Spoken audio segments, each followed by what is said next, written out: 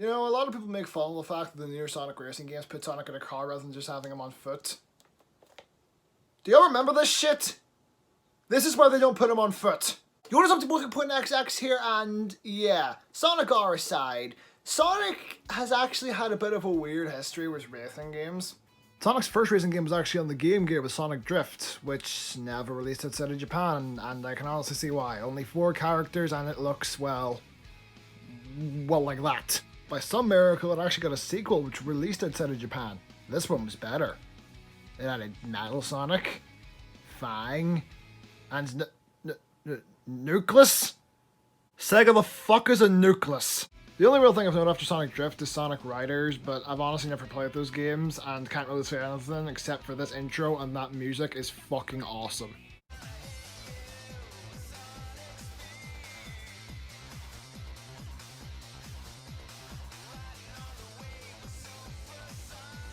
So yeah, Sega couldn't really make up their mind on what they wanted to do with the Sonic racing games. They want to make a janky as fuck foot racer, a janky as fuck kart racer, or a weird hoverboard racer.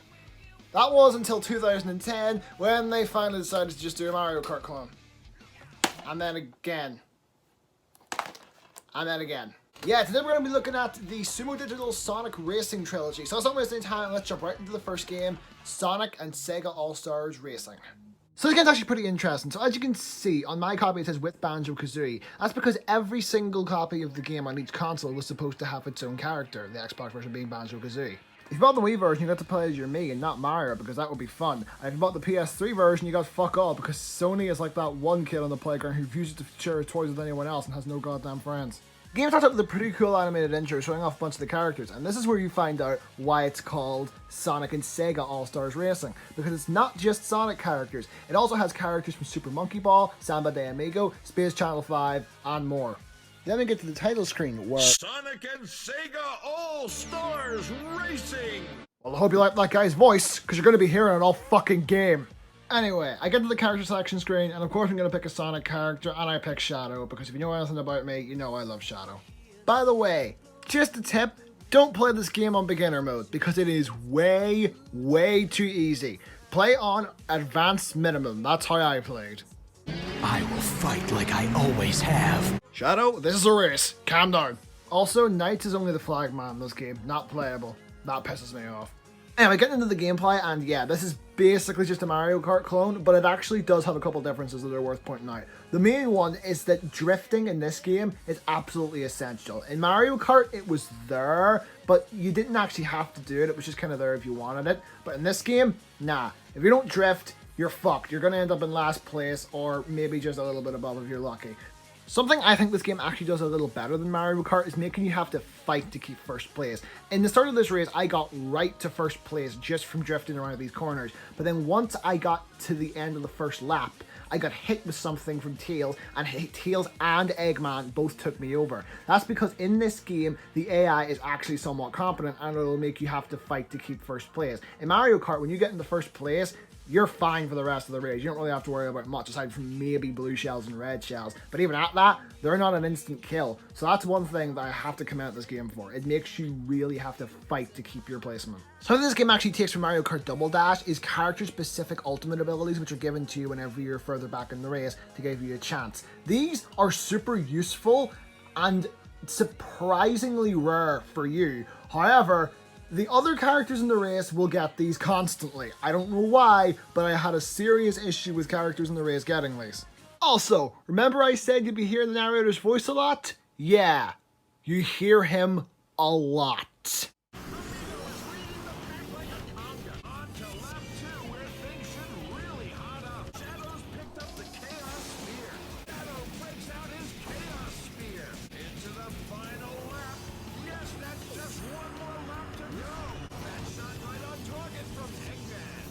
Really spreading out on the track with some of the racers being left behind.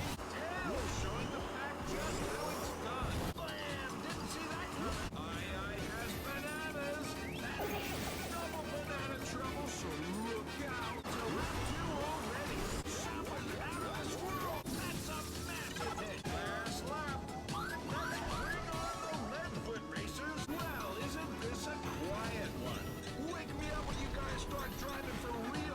know what, narrator, I've had enough of your shit. How about you get inside this car and you try and race these motherfuckers? Also, when Amy goes All-Star, it plays My Sweet Passion, which makes me happy because I fucking love that song. Watch out for some righteous anger out there, folks. Blam! So yeah, overall, for their first attempt at making a Sonic kart racer based on Mario Kart, I actually think this game is pretty solid.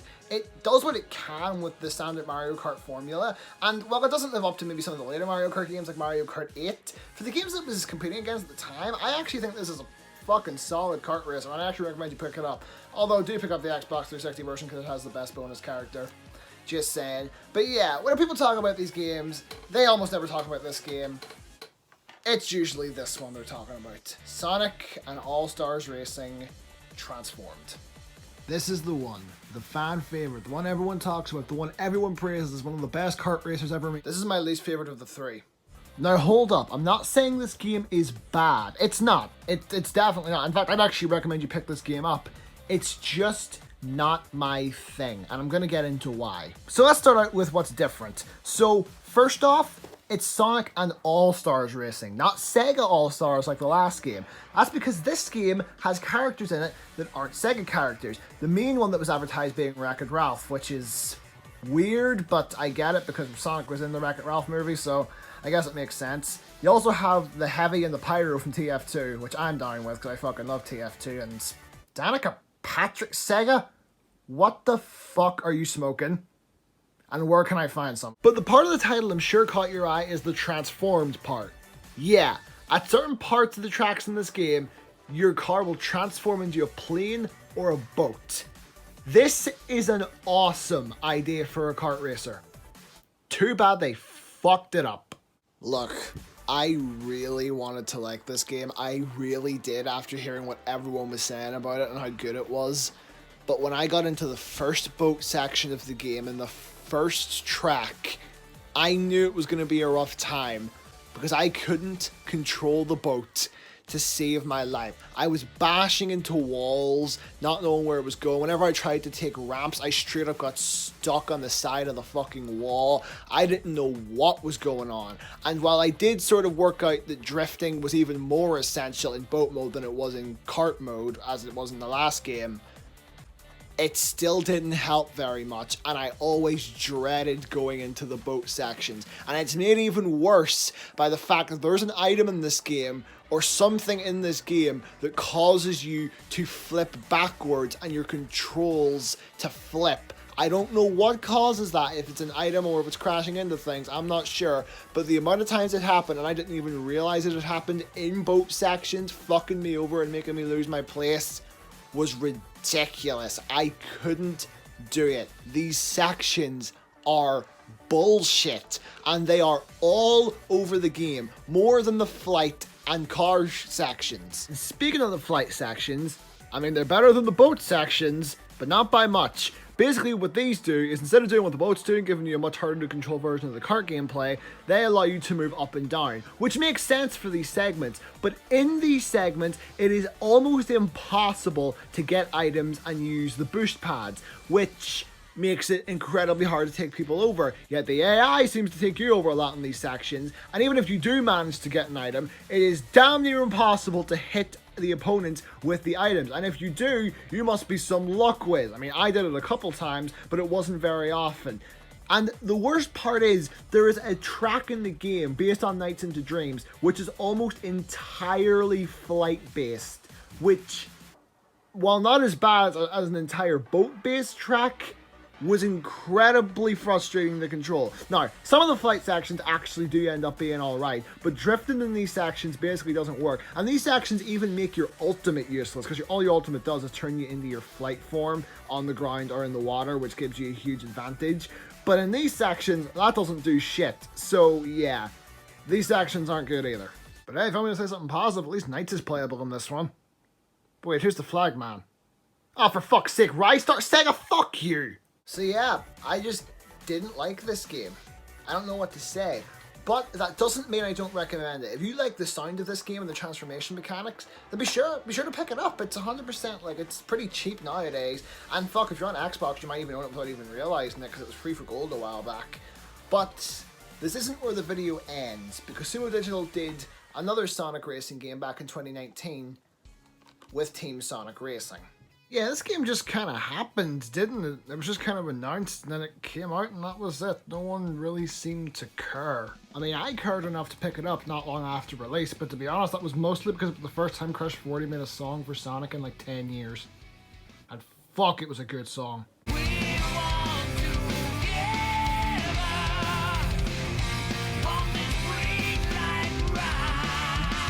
Come on, you know the first time you heard that song you flipped? That song's fucking awesome! But anyway, awesome team song aside, this game, as its title suggests, is all about teamwork.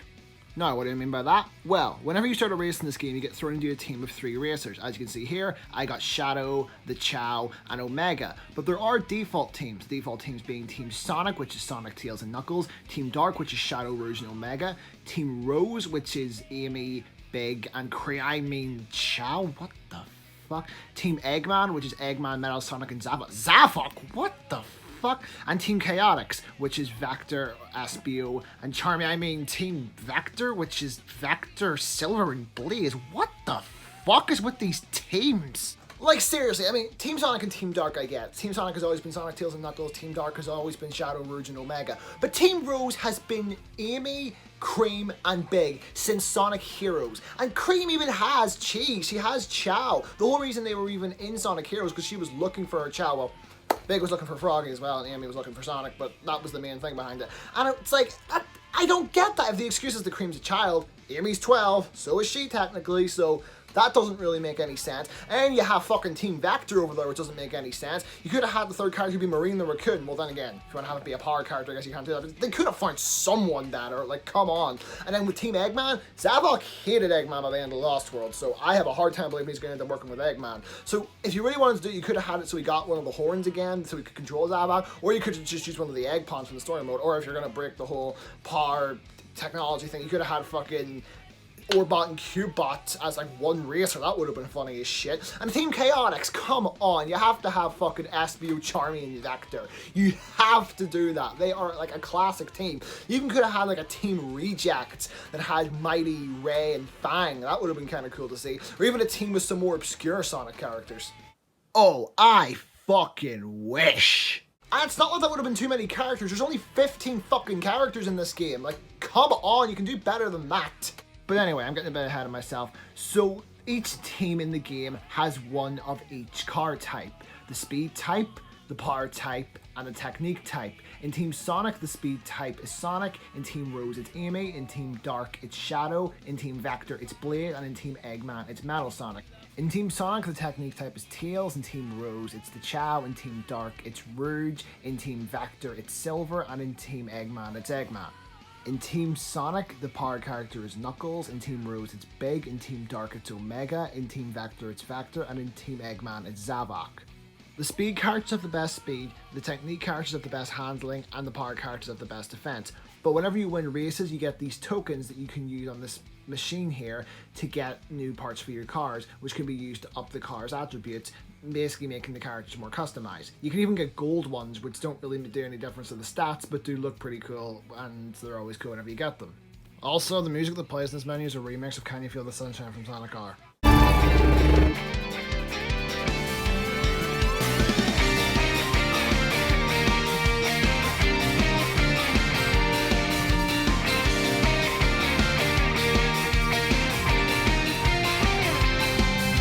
Anyway, getting into the gameplay now. I just spent 4 minutes talking about side shit.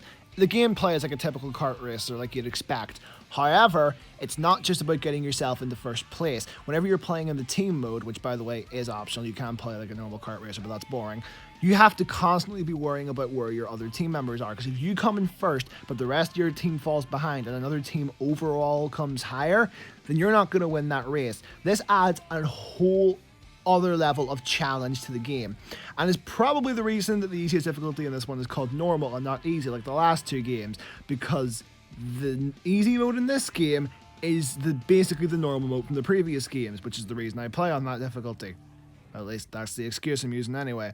But anyway, I really like this system. And it's not just about trying to get your team members up. You can constantly share items between your team members. So for instance, every time I got the blue Black Wisp, which is basically the bananas from Mario Kart, I traded it out to other team members so that they could get another item out of it and get more use out of it while I was in first place looking for better items. I think this is such a cool idea for a kart racer, and it didn't disappoint, unlike the transformation mechanics from the last game. And that is why I'm going to say this is my favorite of the three. I even actually got multiplayer footage for this one playing with my brother, subscribed to Aqua on YouTube, by the way, and we had a blast playing through this. We played Versus, and that was kind of alright, but then once we got to the co-op multiplayer, we had a blast trading back and forth between items and kind of trying to time our team ultimate at the right time to make it last longer. Speaking of which, I haven't even talked about the Team Ultimate yet. So the Team Ultimate is an ability that you can charge up throughout the whole race by drifting, using items, trading items, and doing tricks in the air, which will fill up a bar at the back of your car. And whenever it's filled, it'll give you a button prompt, Y on Xbox, and whenever you press the button, you'll be propelled forward, your character's theme will start playing, and you'll basically be invincible, and your handling will improve. And if your entire team does this at the same time, it'll actually last longer. This is basically a guaranteed first place, and when you activate your ultimate can be the difference between win and loss in this game. This is an essential feature, and it's great. It's so much better than the all-star moves from the last games, because those were just random chance. This one is a reward for playing the game riskily and actually doing things that you have to go out of your way to do. My only other real issue with the game is that your partners are randomly generated. Like in this race, I just got lucky and happened to get Amy and Silver, two of my favorite Sonic characters aside from Shadow, but most of the time I end up with fucking Big or Knuckles, which usually wouldn't be a problem as long as they're racing well, but the power characters, which are the ones I always get for some fucking reason, never work. They always end up in last place. I don't know what's wrong with that, but yeah, that's a problem, but it's not too big. So yeah, overall, this is my favorite of the three, and I think it's a must-buy. It's a really well-rounded racing game, and although I didn't touch on the story mode in this, the story mode is worth playing. It's not perfect, but you know, it's a good way to get introduced into the game. It has great multiplayer potential. It's fun in single player. You'll be playing this for a while if you pick it up. So yeah, if you like kart racers and want something different to play, I definitely recommend this, and the other two as well. They're definitely, the first one is more of a run-of-the-mill kart race, as I said. The second one does bring its own stuff to the table. I definitely would recommend picking up the second one as well if you're looking for something interesting. Just hopefully you'll get more enjoyment out of it than, you know, I did. But anyway, that's going to be the end of this video. So if you enjoyed the video, be sure to leave a like, leave a comment in the comment section below. Tell me which your favorite of the three is and why. Please be nice in the comments. I know everyone loves Transformed, but I don't know, man. If you like it, fucking, I'm happy for you. You got fucking enjoyment out of a game I couldn't get enjoyment out of. So yeah, please don't give me shit in the comments. Don't give other people shit in the comments for their opinions either. Subscribe if you haven't already. I'll see you all next time. Peace.